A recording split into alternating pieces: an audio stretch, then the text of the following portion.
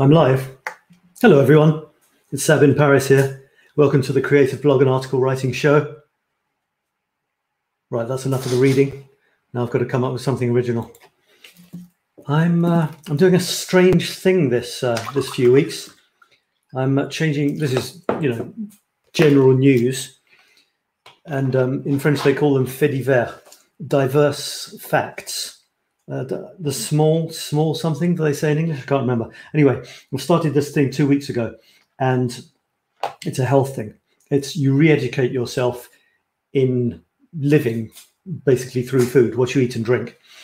And the reason I'm telling you this is because anything is good fodder for the writer's quill, right? Anything. So I'm doing new things all the time. I recommend you do too. Do you do new things? How do you get ideas for writing? Yes, it's an interactive show. I want you to ask me questions and make comments. So a new thing that I'm doing, which will give me loads of fodder, grist to the mill and all that, is that I've decided to do a challenge, which is going to last 13 weeks, and it's to re-educate myself on eating.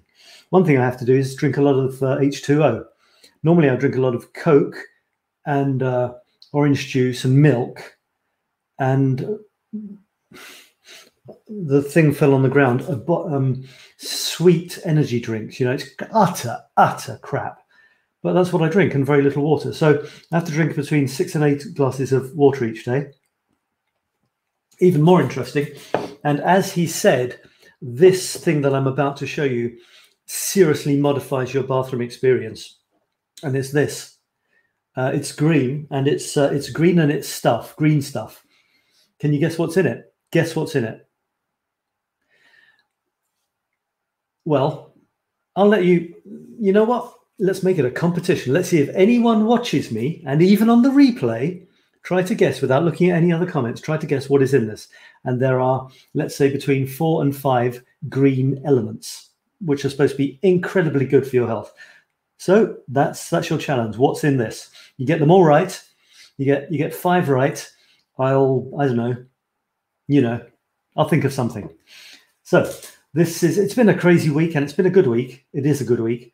I'm kind of lost. I'm kind of swimming around, not really quite sure what I'm doing, where I am. It's exciting. It's worrying. It's stimulating. It's energizing. It's I said worrying, didn't I? I've run out of words. I've only got 4. And I'm going to tell you about it. So this is based on this group, which is yet to get going. I'm still doing the lives. I'll do the lives. You can't stop me. But it's based on this group, which is the Creative Blog and Article Writing Group. This will turn into a really rich writing group when I get it going. It's the sister group to this one, which is the Creative Smartphone Photography Group. This is really exciting because I've just started you might not believe it, because you should be seeing something different there. Oh, no, that's true. It's this. I've just started this. And this is, for me, photography and writing is very, very closely linked. But in these cases, these groups, they're separated. So this is photography. I'm starting a smartphone photography week next week. Really fun. 5 days, 5 little videos with 5 themes, 1 per day. You take a photograph on each theme, 1 photograph per day. I mean, you can take more, but you post 1 photograph in the group. And if lots of you do it, it's going to be really fun. You're going to learn loads of stuff about photography. You can write about it as well if you like. I want you to, you can describe your photograph. That's fine. And so sign up for it. Go to go here. You go to this. If you go to the photography group, you'll find a link to this page. And you can sign up for my fun smartphone photo challenge. And soon there'll be a writing one as well, I reckon. What do you think? Good idea? And that should get a few more people into the group. I've got someone saying hello. Isn't that nice? Yoruska. Hello, Yoruska. Nice to have you here. It's you and me, babe. You and me. Okay. So I'm gonna go back here. So this is where it's based. This is what you can do in the group each week if you like. You can share your words. You can read the daily prompts. You can do the weekly themes. You can watch the live show. That's this now. You are. Thank you. You can comment and ask questions. You can try the challenges. I'm going to have a challenge coming up before the end of the year. And you can take part in the masterclasses, which is coming up next year, and the Paris Writing Retreat, which is, guess what? Coming up next year. How are you doing, Yoruska? Are you okay? What's happening in Peru? ¿Qué pasa en Perú? ¿Todo va bien? ¿Nada va bien? Dis-moi. Okay, and get creative and have fun. That's what it's about. I'm going to go through my writing from this week. If you've got comments, whether you're watching live or on the replay, doesn't matter. Leave me comments. I love to interact with you.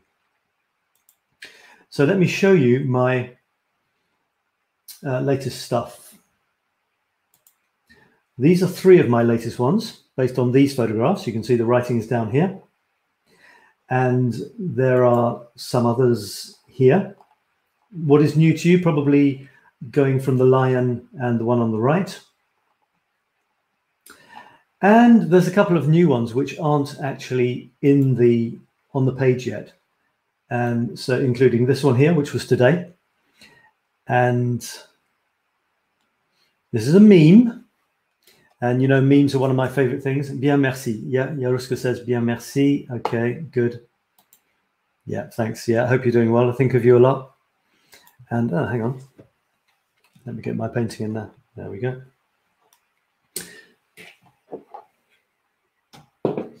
So memes are one of my favorite ways of just getting quick and sometimes profound writing out there. So this one says, there are several ways to get to a certain place.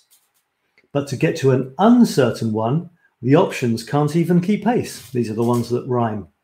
And my idea for this was stimulated by the photograph of 3 different types of transport and a bench, a sorry, solitary bench, looking at these people zipping by on bikes, cars, and trains. So that inspired me. And for me, photographs and images, especially photographs, really inspire words from me. They inspire words every day. So there was that one, and there was this one, which is kind of cute. And then there's another meme, which is new. It's an artist drawing someone in the Place du Tertre, which is in Montmartre. And you can see that she's here, and the artist has just started to bring her face out of nothing. Isn't that amazing? And it's obvious she's being done with her boyfriend, probably, who's already been done. And out of a blank piece of paper comes the face of a girl. I mean, if you look at the face of the girl on the right, even when it's complete, it's no more real than the face of the girl on the left, because it's just a photograph. And yet, something is coming out of nothing. And isn't that an amazing thing? And my words for this were, nothing is needed for something new to leap into view if you get it. So let it. Think about this, because there's a double meaning. Nothing is needed for something new to leap into view if you get it. So let it. So let it leap into view. But what do we need? Do we need anything, or do we need nothing? But then again, what's nothing? Is nothing something? Nothing is needed can mean you've got everything you need to create. You've got everything you need to write. I'm moving away from the blank page syndrome. I'm starting to believe that it doesn't exist. I heard someone the other day say categorically, a writer, that forget the blank page syndrome. It's nothing. It's an invention. Plumbers don't have blank plumbing syndrome. Bakers don't have blank baker syndrome. So why should writers have blank writer syndrome or blank page syndrome? I know you could argue that that's not the case, and it's not the same. But having said that, you can always write, can't you? You could write the alphabet if you like. You could start writing A, B, C, D. You're writing, and then see what happens. Then say something about the English alphabet and how weird it is and how it's different to other alphabets. And suddenly you're writing an article about something new. So the thing is, nothing is needed for something new. I mean, you don't need anything. You've got everything you need. Having said that, to create something, if there's other stuff in the way, it's sometimes difficult to bring things out if you're not clear, if you're not focused, and a blank canvas is asking for new things to come, a blank page. But if it's full of crap, sometimes it's difficult for new stuff to come out. So maybe we need nothing. We need an empty space to let stuff come out. So I like the idea, this double meaning. Of course, that's one of the things that I think should be in a good meme. There should be a double meaning, or some sort of something funny, something profound, something ironic. And this one is here. Yeah. Okay, so let me go through these from the beginning to the end. I've got 1, 2, 3, 4, 5, 6, 7. So I'm going to go here. This one, I'm going to look at this one. I don't think I've talked about that. If not, if I have, never mind. So this is actually a self-portrait, and it's me reflected in the insignia, the logo of Peugeot cars. And most of my self-portraits, it's me, like I'm really in the photograph. And I was thinking, this is too much. So here I am in a very, very fuzzy looking Sabin Deed. And the writing I came out with, again, it's a surprise, because I don't remember what I wrote. This is what I wrote. It was my birthday last week. And at one point in my childhood, I remember having a collection of 5 or 6 Leo mugs, which I was rather proud of. Time moved on, and I stopped taking any of the supposed attributes of my zodiac sign seriously, however flattering, because normally they give you positive things, Oh, you're a Leo, you're proud, but sometimes negative as well. Imagine my surprise to realize 50 years later that huge numbers of adults still believe in the heavy influence of imaginary constellations, tarot card tumblings, and assorted angels, auras, and amulets on our personalities and perambulations. I'm okay with being a lion. My family's first ever car was a Peugeot. As I told you, way back in When Lady Eiffel Smiles, number 67. Big mane, Lord of the Jungle, king-sized ego, that sort of thing. Cool. Mind you, a day or two later, and I'd have been a Virgo, which in French translates as virgin of all things. Me? Really? No. Want to see what's under the hood, ladies? Rawr. I think I read that last week because it's ringing a bell. So there it is. It is what it is. And from an insignia on a car came a whole story about life, the universe, and everything. And, probably pissing a few people off, making some others smile or groan. I don't know. But that came out from that image. And that's what I do every day. I grab an image and see what it says to me. This one is a famous Parisian street artist. And I'll read it because it kind of says what I would probably say anyway. Crazy love drives you nuts, says Mystique. Who am I to argue? I think she probably is a little nuts, that is. And no doubt so am I. Are artists mad to spend so much time pouring regrets and dragging cigarettes into fine ephemera destined to end in puddles of dust? That's nice. Destined to end in puddles of dust. There's a chance our works will outlast us in some slim way. That must be the answer. We're shooting for immortality, throwing colors at canvas and weaving words on wood, hoping some will stick around longer than us. One wild guy will even be remembered for taping fruit to a gallery wall. Bananas. Do you remember that guy? About a year ago, he taped a banana to a gallery wall in New York, I think, and said it was art and put a price tag on it for about $120,000, and someone bought it. And then another guy came along and ate the banana. And to cap it all, said, well, that was art too. So what? I don't know. So people are crazy. So art is crazy. So love is crazy. Everything's crazy. What is the view that we have to have as writers and artists of any sort on the world? Should we take it seriously or not seriously? Should we take it at several different levels or one superficial level? It's difficult to say, and I don't want to define it really, but I think we have to. It takes a certain type of person to even want to spend their time doing stuff which doesn't really seem very functional, writing funny articles or painting weird paintings, and yet in the end it's just as useful as anything else. Accountants playing with numbers and things. Because if people, they go to work and then it might be a boring job, they take their money, they go home and they might spend it on a piece of art, which is an artist that has thrown colors at canvas. So In the end, I used to feel that doing artistic stuff was a complete useless, non-contributor to society. But now I don't look at it that way. I don't really compare anymore. So those are those two. And I will look at the next three, which I don't think anyone has seen. So this one is, I was wandering through Paris a couple of days ago, and I needed 2 or 3 new photographs. And after I'd taken the next photograph, which you'll see in a minute, I came across this on a building. I mean, it's a huge building, many stories high, so way above me. And just this huge dinosaur skeleton on the edge of a building, actually completely cramped inside the building. You see the spine on the left is touching the left of the building. The nose and the hand is up against the other side. And it gives a very interesting effect. It looks like the dinosaur is stuck inside the building as though it were in a box. You can see even down at the bottom, whatever this thing here is it a tail? It's not really a leg, is it? It's actually stuck inside like it's in a box. And that it's so closed in, it makes me think of a coffin, actually. And they are extinct, aren't they? They're dead. So that's interesting fodder. You know, it gets my mind churning a little bit and thinking, what could I do with this? What does it make me think of? What would it make you think of seeing this building, this huge, you know, massive building with this on it? What would it spark in you? What ideas come to your mind that you could write about? Well, I'll tell you what I wrote about.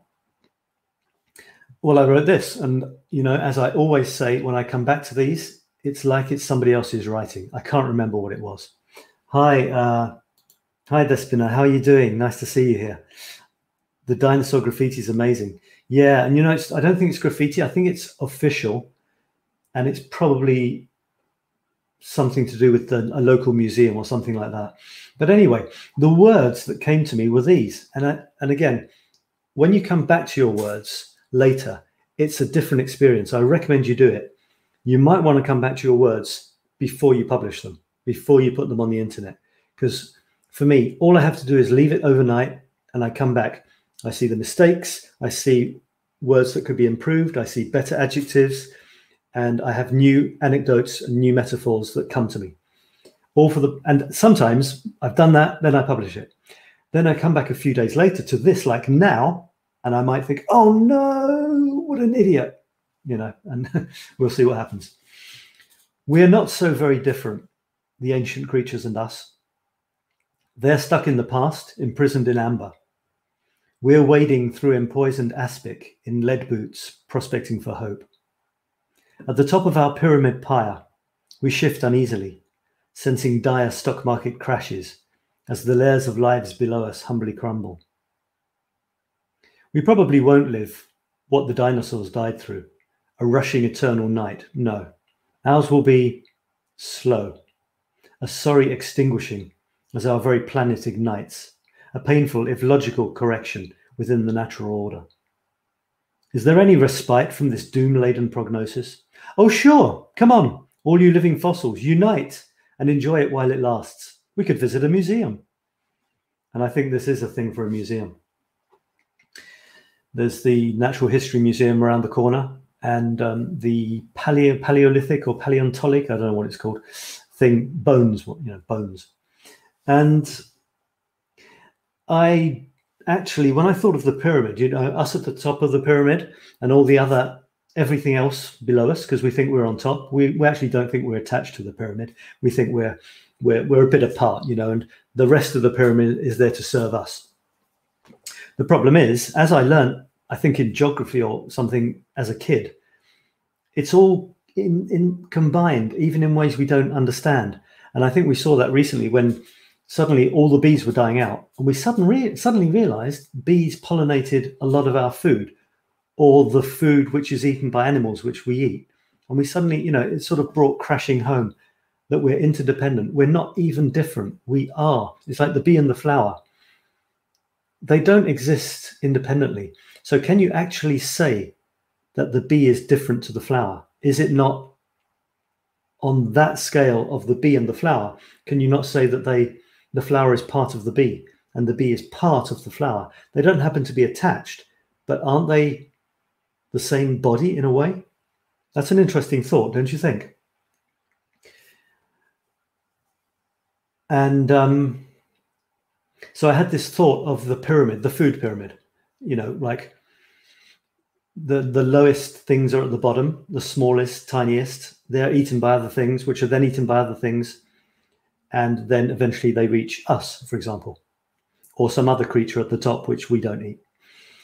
And this idea of we're just as fragile as the dinosaurs, but our fate is coming either when the sun engulfs the earth or when we destroy it ourselves. We destroy all the other animals. We are pretty, you know, I don't take on causes very much, but I have to admit that what we're doing to the planet seems pretty stupid, considering we're not apart from the planet, we're part of it. And that all comes through greed, the ego, which has run rampant. And, you know, it's this utter belief that we're all separate and that we should get as much as we can for ourselves without forgetting, being completely unaware of the fact that we're all one thing, really.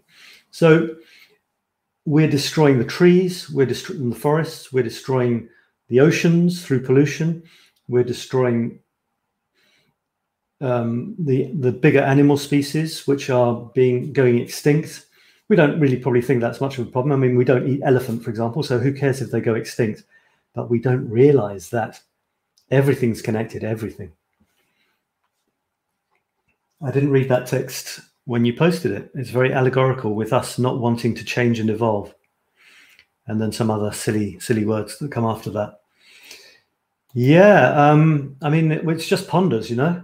So I thought I would make the text into the shape of a pyramid, which is crumbling. The layers aren't attached. And at the bottom of each bit of text, it finishes going inwards. It's like the layers are crumbling, the layers of the pyramid. So when when a species goes extinct, it seems like an individual species, but it probably ate stuff and was eaten by stuff. So once it's gone, you know, it's a very fragile balance and we don't know what's going on. But can you imagine if we go the way we seem to be, we destroy all the major obvious animals apart from us and maybe the plants as well, what the hell are we going to do? Do you think, are we really going to just manufacture artificially in laboratories food that we can exist on whilst living in concrete blocks and barren wasteland?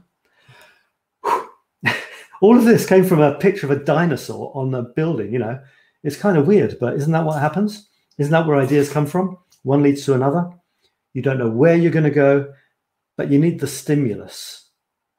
And that's what my photographs are for me. What's your stimulus? How do you get ideas? I'm always fascinated by this. Where do you get your ideas from? For me, I expose myself to Paris and other stuff, friends, other writings, other photographs, and then ideas come. But what about you? Where do your ideas come from? I'm always interested in this question. So that came from a dinosaur on a building. Then next to it, we had this. Let me show you the actual pictures here. So this is the dinosaur one. And this is the other one. These are really close to each other. And let me read you what I said for this one. How I love the Wallis fountains. This is a bit of Paris memorabilia, not nostalgia, but it's today, they work today. How I love the Wallis fountains. There are different types, you know, or don't know, but above all, there are the colors. Admittedly, most Parisian fountains are boring bottle green. But in a handful of select secret places, someone's imagination was allowed to run wild. Who let the rainbow leprechaun loose? In When Lady Eiffel Smiles, number 47, I offered you a shocking pink version of the 4 caryatids supporting a dolphin-decorated dome. This is these water fountains. They're all over Paris. They're normally a dark green, but just some of them, I'm not reading now, just some of them have been painted crazy colors. And I love that. These are Paris curiosities. They're not easy to find, but, you know, it's just so wonderful. A shocking pink. And here, warm sherbet yellow is the flavor of the day, cheering up an otherwise sober esplanade. The 4 elegantly draped ladies are each distinct, because there's one on each side of the fountain. There's 4 sides to it. They're each distinct and represent kindness, simplicity, charity, and appropriately, sobriety. One of Sir Richard's, Wallace, not Branson, aims in providing unpolluted water for the populace was to stop them resorting to cheap alcoholic beverages when potable H2O was hard to find, especially for the poor and needy. I'll drink to that. So, 100 or so years ago, there wasn't much good drinking water. So this guy, I think he was British. He was British. I thought he was Scottish, but I think he's English. Wallace, it sounds Scottish. He contributed these fountains to the city. And Paris, it's one of the real symbols of Paris, along with the metro signs and stuff like that. So that was a fun one to write, actually. I always try to weave in some sort of story, playing with language, bringing the end, having the end tie up the beginning is always nice. And why this way of writing is so nice. This single article per day on a limited number of words. Every single day I have to train myself to try and to make the article coherent. And, I'm up to 100 number of thousand in this series. So it's, for what it is, it's, I'm managing to do that. And this is a real argument for consistency. Write every day. There's no excuse. If you want to write every day. Don't have one day when you don't write. Don't have 2 days when you don't write. Write something every day. I think Despina, I think you maybe write every day. This is great. There's plenty of words. You're not going to run out. And you might have 9 out of 10 things that you write. 9 days out of 10 might be average or even not good in your estimation. And one of them will be amazing. But if you needed to write 10 to get one amazing, and you only write 1 in every 10 days, it's going to take you 100 days to get the amazing one. But if you write every day, it'll take you 10 days to get one amazing one. And that's really good. So I recommend any writer writes every day, if possible. Despina says, just to brag about the Greek ancient culture, they look like the caryatids. Well, they are caryatids, you see. It says here, it did say here, in this bit here, you see, I offered you a shocking pink version of the 4 caryatids. I don't know how you pronounce it. Yeah, so caryatids, they're columns supporting a plinth or something, but in the shape of women, which is very pleasant, isn't it? So yeah, well done, Greece. Excellent. By the way, there's a competition tonight. If you can guess what's in this, I will do something. I don't know what yet. It's my green thing. I'm starting a new regime, and you have to drink a green thing every morning, and this is it. And there's 4 green elements in here, plus which are vegetable, and 1 which is fruit. If you can guess them all, I'll honor you in some way. There you go. So what's in this? A morning green smoothie. What do you think would be 4 amazing vegetables for you to eat every day? And as the guy who's doing the program suggested, my bathroom experience is modifying rapidly. Yikes. No, it's not yikes. Did I say you said that? Yeah. Yikes. Well, yeah. I mean, yes and no, because it's absolutely damn good for you. It's just that the modifications take some time. So that's going to give me stuff to write about. What do you find to write about? How do you find stuff to write about? Live an interesting life. Do weird stuff. Talk to weird people. We must chat again sometime, Despina. Maybe on a Zoom or something. So that was that. And this one is really quite interesting. Wandering around Paris the other day, because I do that quite often, I came across this in Montmartre. It looks like a normal sort of toilet, one of these little pods. Yes, but aha, what have we got here? It says urinoir pour femmes, or women's urinal. And if you weren't quite sure what that is for, there's a picture to help you. You must integrate your Maca Shake. Hello, Facebook user. How are you doing? Could you just say who you are? Because I don't know who you are. If you want me to see who you are, oh, I don't have the thing. You need to go to streamyard.com/Facebook. Streamyard.com/Facebook. And you say, okay, Sab can see my name. Otherwise, I don't know who you are, Facebook user. You must integrate your Maca Shake. Well, I'm going to integrate this definitely into articles. There's no way it won't make its way into some of my Paris daily chronicles.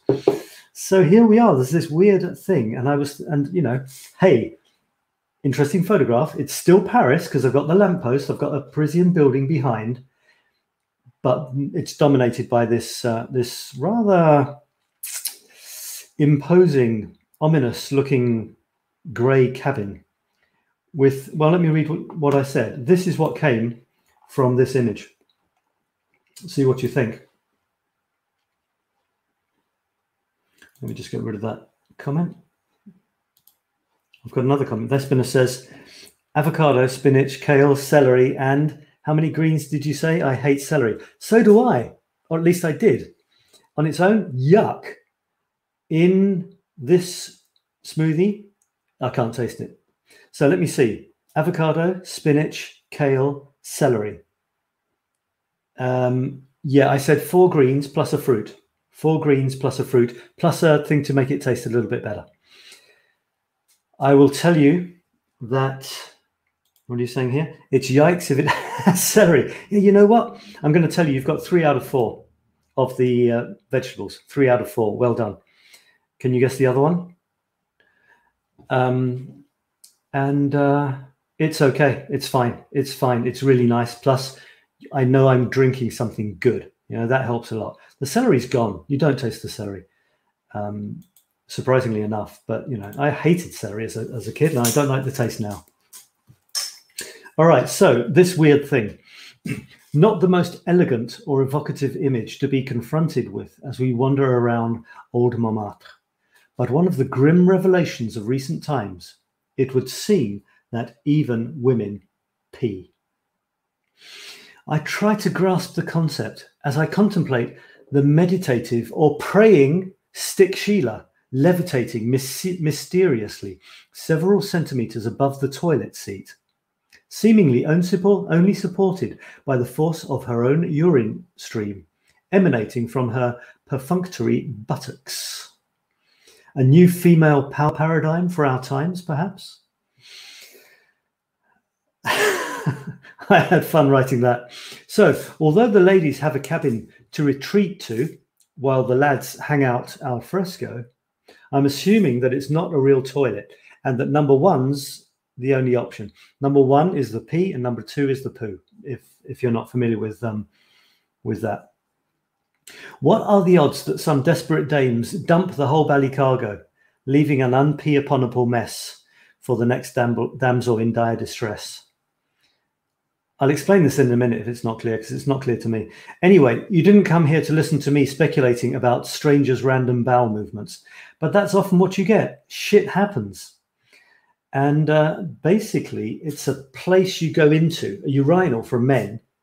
It's not a toilet. I mean, it's not, you don't poo there. It's like a thing in the street. You turn away from the general public and you pee. Of course, women can't do that. No, they can't. Not elegantly. So it seems like it's peeing only for women, but they still go into a cabin. So my question is, why not make it a normal toilet that you can poo in? And then everybody would be happier. Why? I thought it was funny, this diagram, you know, it's so a woman hovering with the nice trail of pee going down from her bottom to the toilet. I thought that's quite, I imagined the people deciding on this diagram, you know, saying like, okay, guys, how many drips of pee, how high do we have to have the woman above the seat? And how many drips of pee do we need to make it clear that she's peeing?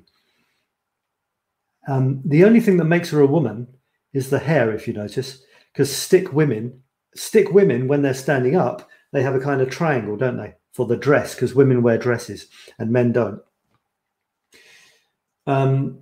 But she's sitting down. I mean, it would have been even better if she had her trousers around her ankles, you know, or maybe the dress hoiked up around her waist. Okay, it's not that graphic, but they still show she's a woman with the little flick of hair, you know. But that's still as sexist as putting a dress on, isn't it? Loads of women have short hair and loads of guys have long hair. So, and she doesn't have boobs, you'll notice, you know, because you think that that's another way of showing a stick person's sex is to give them a little bit of a bump, but apparently not. So anyway, I like the way her arms are like this. You know, it's like, what is she thinking? She's thinking, I never knew I could levitate on the force of my own pee stream, or isn't this woman's urinal a good idea? But the thing is, what I was worried about is that people are going to think it's a proper toilet. This is important stuff. Listen up. It's a proper toilet. They're going to go in, they're going to poo, but it's only for pee. They're going to go out and then it's unusable for anyone else unless you want to pee on somebody else's poo. This is the sort of thing that comes up for me as I'm wandering around Paris on a regular basis.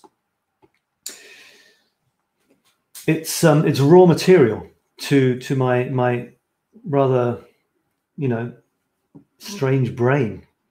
And the thing with Paris and with having any interesting city and just having an eye for the bizarre aspects of just living and being alive is that there's always stuff like this. It's everywhere. Weird stuff is everywhere. People are weird, you know, like not like me. Everyone else is weird. I'm not weird. And there's so much stuff to write about, whether it's worth writing about, whether it's interesting. But then again, what about if you spend your life writing reports about football games? Who gives a shit about football games unless you're a football fan? So for me, those people, they're wasting their entire life. So me writing about whether women will poo in a woman's urinal, not realizing you're not allowed to, it's just as valid, isn't it, than someone writing about football all their life to a non-football fan? This is what goes around in my head every day. Can you imagine what? Whew. Anyway, Despina says, "Yikes if it has celery." Funny one, toilet for pee only, and you are funny explaining all this. Life is funny. Life is just ridiculously weird and strange and funny. Thank goodness. And I'm determined to highlight it in all its crazy glory. So Despina, you've got. I'll tell you what you've got. You've got avocado. Yes, it makes it creamy. Spinach. Yes, gives it tons of good stuff. Apparently, you know, Popeye and everything. Kale. No. Celery. Yes. So you're missing one. One more, please, and you'll get the big prize. I don't know what it's going to be, but it'll be big. Maybe, you know, symbolically big. So there we are, and that's more or less what I've got for you. I think I've covered them all for this week. That was my writing. What about you? What have you written this week? Could you share something with me, or could you tell me what you've written this week? How's it going for you? Are you struggling to find ideas, or are you on a roll? Have you got loads of ideas, more ideas than you know what to do with? What are you writing at the moment, guys? What's inspiring you? Bingo! She says broccoli or cucumber. It's cucumber to make it juicy. You do add a lot of water as well. Like I start with half a liter of water, put in a load of the other stuff, and yeah, that's it. It's spinach, cucumber, avocado, and celery. And there's an apple in there to give it a slight sweetness. And there's ginger, a bit of ginger root to give it a bit of a bite. Otherwise, the taste will be very, very flat. So there you go. That's it. Don't know any other green veggies. Well, that's enough. You've got it. And yeah, so just tell me, before I go, just tell me a little bit about your writing. What have you been writing? I think, Despina, are you taking part in a writing challenge of some sort for September? Because your thing of the days of the week is finished for August. And I was just saying that I'm really doing a lot of meme writing at the moment. And I'm really loving it. And I think this is okay for your challenge, isn't it? One that you're doing now. And I'm so inspired. I'm doing this series of 81 memes on creativity. And I'm letting myself be inspired by my photographs. And I showed these ones earlier, so I won't repeat it. But I'm managing to churn out about 3 or 4 a week at the moment. Nothing is needed for something new to leap into view if you get it, so let it. Nothing is needed for something new to leap into view if you get it, so let it. So in other words, you don't need anything to create something new, or maybe you need nothing. You need emptiness to be able to fill emptiness. If there's no emptiness, if everything is crowded, there's a load of stuff, how can you get something else out? It's like the vacuum of nothingness, like an empty page, draws your words. It sucks them up. It wants them. Oh, she says, can I replace celery with broccoli? You can replace anything with anything. I think it's just that celery is supposed to be really good for you, give you stuff that other things don't. But you can replace anything as long as it's green vegetables, solid green vegetables. I think broccoli is great. I don't know how broccoli would churn up though. It's pretty solid, isn't it? I don't know how that would churn up. I don't know. I'm writing in a 21-day writing challenge, and now we are doing September sayings. What do you mean by sayings? September sayings. Is it like my memes? Like wise sayings? It's like memes. You've got an image and you put words on top. The other one, my most recent one was this. There are several ways to get to a certain place, but to get to an uncertain one, the options can't even keep pace. And I like this as well. It's the idea that I got tangled. I got myself in a mess when I tried to explain this last time. The idea was, if you know where you're going, there are several ways to get there, but you're still going to end up in the same place. So maybe there might be an infinite number of ways to get there, but not to get there quite quickly. You've got maybe 2 or 3 ways of getting, for example, to writing a book on a specific topic, on a specific timeline. Yeah, you could do it one way or 2 or 3 ways. But if you don't have a place you're trying to get to, the saying is, if you don't know where you're going, any road will get you there. And you can look at that negatively. It's like you'll never finish anything if you haven't got a clue what you're trying to do. But you can also look at it more positively. To get to an uncertain objective, in other words, you're open. You don't have an objective in mind. It means anything is possible. So if you want to finish something obvious, like a book of poems, you've got to be writing poems regularly. But if you don't have that objective, you're open, you want to see what happens. You're going to write, but you don't know what, you don't know how long, you don't know what for, then anything is possible. So there can be a danger in closing yourself in to a very, very tight project. It can kill your creativity in a way. It can focus you on the one hand, or it can kill your imagination on the other. So there's an argument for both. Yes, like memes, it says Despina. Yeah, where can I find those? Can I have a look at them? Have you got a website? Is it on your page maybe? Let's have a look. And I'll finish off just by telling you guys about my new challenge, which is coming up in September. Very exciting. There's a 5-day photo challenge followed by my smartphone masterclass. So I invite you all to join the Creative Smartphone Photo Challenge. It's free, 5 days, starting next Monday. And go to Creative Smartphone Photography Group to do that. There it is. Look, 7th to 11th September 2020. Join. I'll go and check out your page in a minute, Despina. So go to, it's the 7th to 11th September. It starts next Monday. Smartphone Photography Week. It's a free 5-day challenge, and it'll be really fun, really simple. And you will end up with 5 really interesting photographs from your smartphone. Okay, so check that out. Right, I'm going to find Despina if I can. Despina, where are you? Where are you? Okay, I need to go to Facebook to start off with. I'll go to any Facebook group here. The problem is I've lost my Oh, I could have done it another way. Well, let me do it another way. All right, so Despina.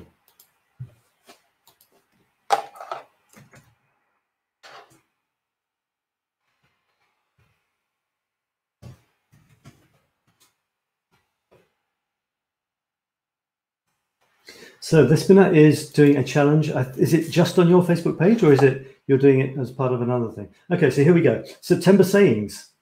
A creative idea of Joy Harris. Okay, well done, Joy. Who wants to share his wisdom with us? So it's sharing wisdom over the month of September, as I understand it. So let me see. Is this you, Despina? Who wants to share his wisdom with us? Okay, so this is your wisdom. Are you doing one a day? It's a great idea. One choice, 8 feelings, 90 seconds. Can you wait 90 seconds? So that's intriguing because I don't know what it means. I wonder what that's about. You see, it's enigmatic. I don't know what it's about. By the way, are you sure you can have one choice?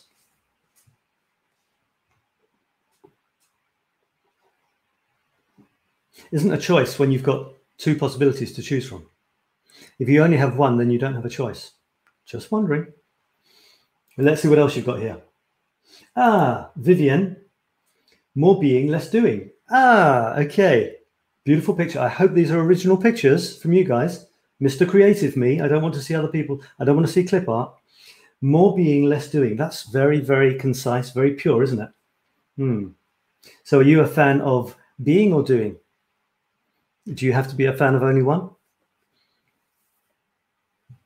There's that famous saying, a lot of people, they do to have, hoping that they'll be. So is it in that direction?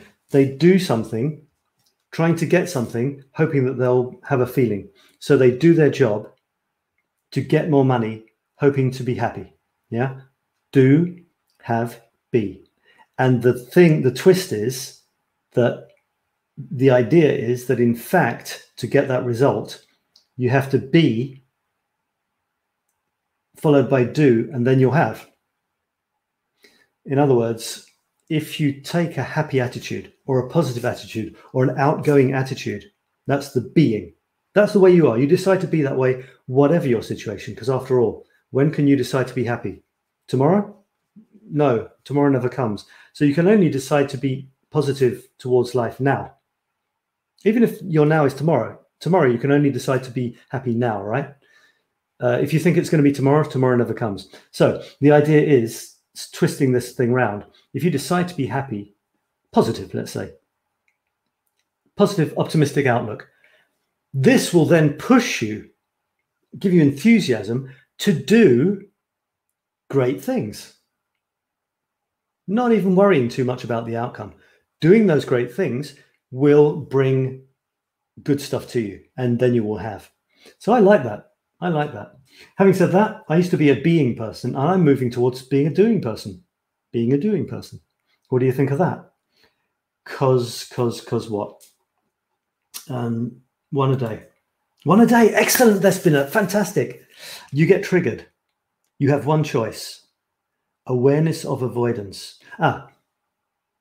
8 feelings, 90 seconds. It's how long an emotion lasts. Wow, 90 seconds is how long an immediate emotion lasts. It's amazing. You get triggered. Okay, you get triggered by something. You have one choice.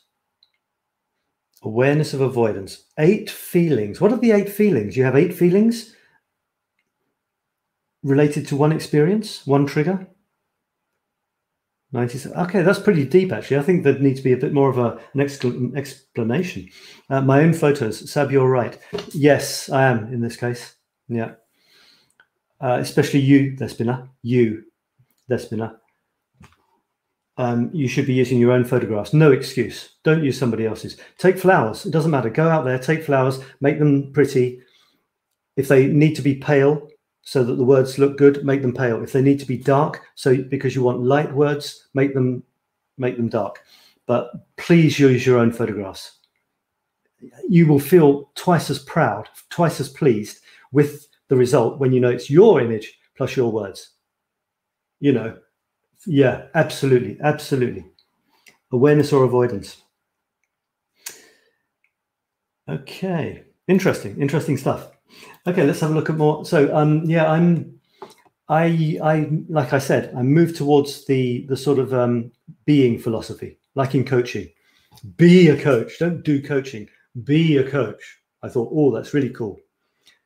And then I started moving away from that again, and now I'm more into doing, because I'm not really. I'm still believing that thing that I said.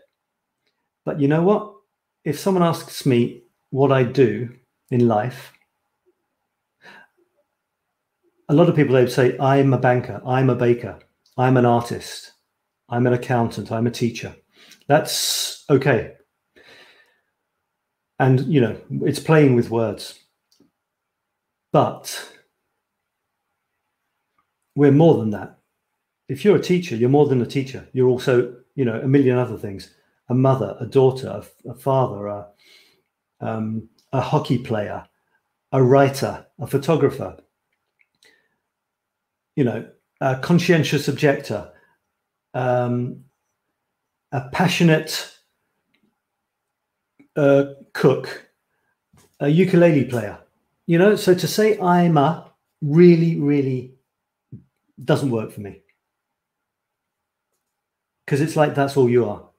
I mean, you could say I'm a human, which is much closer to what I would be happy with, but then that doesn't really, you know, it doesn't really give you the information people are looking for. Because the danger is you get a bit too precious, a bit too silly, and people say you're just weird, which could be the closest to it. So I don't say what I am; I say what I do, or rather, I say what I've done or what I do. And my time frame is a week. So if I haven't done a certain thing in a week, I don't say that I do that. So every day, if someone says, "What do I do?" I can say, "Well, today I published an artistic photograph of Paris on the internet and a poem. I wrote a poem that went with it." Or last weekend, I practiced my musical drum. Last night, I practiced my juggling. So it's saying what I do. And that for me, because you can say you are anything, can't you? I could say that I'm the president of Mars. And if you don't really know how things work, you could believe me. But I like knowing what people have done recently. And as I said, for a writer, say, for example, you say you're a writer. Okay, you're a writer. But what does that mean? Have you had a book published? Do you write for yourself? Was the last time you wrote 3 minutes ago or 3 years ago? So saying I'm a writer, that doesn't give me much information. I love to be in the present. So I would say to someone, oh, if they say I'm a writer, I would say, oh, what have you written recently? I won't be a bastard and say, oh, what did you write today? What have you written today? But if I say, what was the last thing you wrote? And when did you, what was the last thing you wrote? And if they say, well, I wrote 3 pages of my future novel this morning, that's what I like. We're in the present. They really are a writer for me, but they don't have to say I'm a writer. All they have to say is, I wrote 3 pages of my future novel this morning. Or I wrote a poem last weekend. So that's what I like. I like to be in the real, not the dream, the sort of vague, I'm a writer, but I haven't actually written anything for 3 years. Well, you're not really a writer, are you? Maybe you were a writer, but you're not a writer. You see what I mean? So I'm in the doing and in the now. So if you say you're a writer, I want to see what you've written in the last week. And so do you see. If you're a writer, you want to have written in the last week, don't you? Of course you do. Otherwise, you're not writing. So I'm okay with that, I feel okay about taking that stance, because my objective is to get people to be as creative as possible, because I think being creative regularly is a fantastic way of leading a life that you feel is worthwhile and generous. You can share your words with others. So that's my thing. All right, we're getting to the end. Oh my God, I've talked for another hour. So, okay, here we go. All right, so this one is explaining this thing. 8 common spontaneous everyday reactions. Okay, sadness, shame, helplessness, anger, vulnerability, embarrassment, disappointment, frustration. Yeah, I feel 3 or 4 of those on a regular basis. Not as much as I used to. Frustration is a big one for me. I'm frustrated in the amount of stuff that I produce and the number of people I help. I don't think it's enough. Disappointment, embarrassment sometimes. Yeah, I feel a bit embarrassed in certain situations. Anger occasionally. Yeah. So yeah, they're all quite, they have a sort of negative side to them, don't they? If you want to think that emotions are negative. Interesting. And Despina says, yes, Sab, I will use mine. I hear you. Good. So I look forward to seeing those every day of this month, Despina. Why don't you put them in the writing group? If you have time, I need to get more people contributing. So if you could it's possible for you to put them in the writing group on each day or, each week, that would be great. So let's have a look. But I get the more being, less doing, I do get it. But there's many ways of looking at different things. All right, this is Joy. Joy Harris doesn't even know she's starring in this show. It is the set of sails, not the direction of the wind, that determines which way we will go. Now, this is a quote, so that kind of doesn't meet my criteria because quotes are everywhere. It is the set of the sails. In other words, the way you position the sails in relation to the wind, not the direction of the wind, that determines the way we will go.